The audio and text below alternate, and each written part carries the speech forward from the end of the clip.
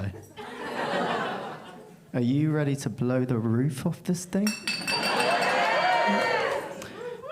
So, in 2019, I had a stroke.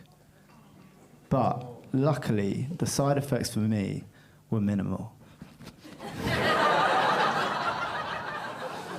Have we got any strokes in tonight? Any stroke in? No, just me? All right.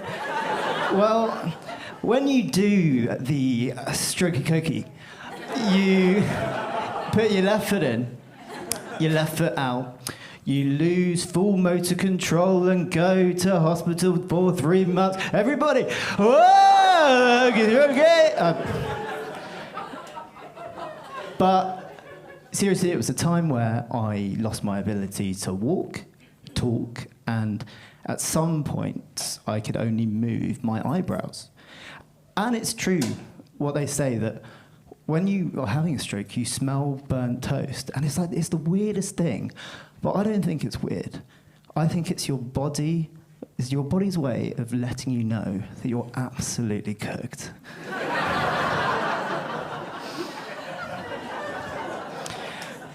But in hard times, there are also good times. You gotta find the positives.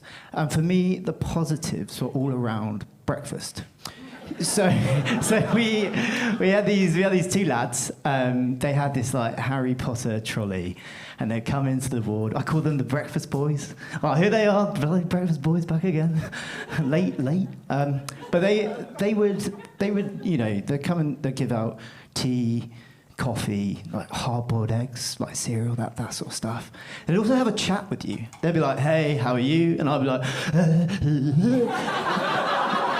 because I was, so strokey at the time. But this one time they came in and they sort of went down that way and they started doing the rounds, giving out stuff. And I looked over to Sharon, who was another patient in the ward, who I was on eyebrow-raising terms with. What? Anyway, but one day, I looked at Sharon, she looked terrified. The eyebrows were raised. And I couldn't work out why. So I looked at Gary next to her, and he looked like he'd seen a ghost. And then Dave next to him. I was like, what's happening? And then it started again. I was having another stroke. That familiar smell of burnt toast. But it's all happening to us all at the same time. What are we having? Like a group stroke? Or like are we in the trust tree? And then I heard a sound which I'll never forget. It chills me to my bones still. It was the unoiled squeak of the trolley. The breakfast boys had got a toaster. Of all places to make toast.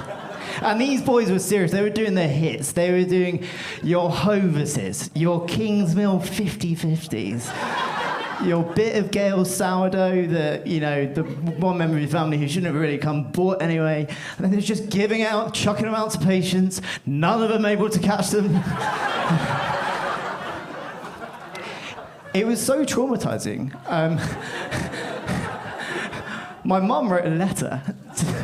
And my mum's so direct, she's so great. She wrote a letter, "To whom it may concern. No more toast, please." Bang. 9 words, toaster unplugged. Sourdough starter, I'll stop you right there. And that sort of made me realise that my parents are different people. And they are one's kind of useful and one's not so useful in a crisis. So I had this moment where a doctor was pointing out how much of my brain is brain dead on a TV. As you can tell from this set, it's quite significant. But my mum was there, like, sort of rubbing my hand, telling me it was all going to be okay.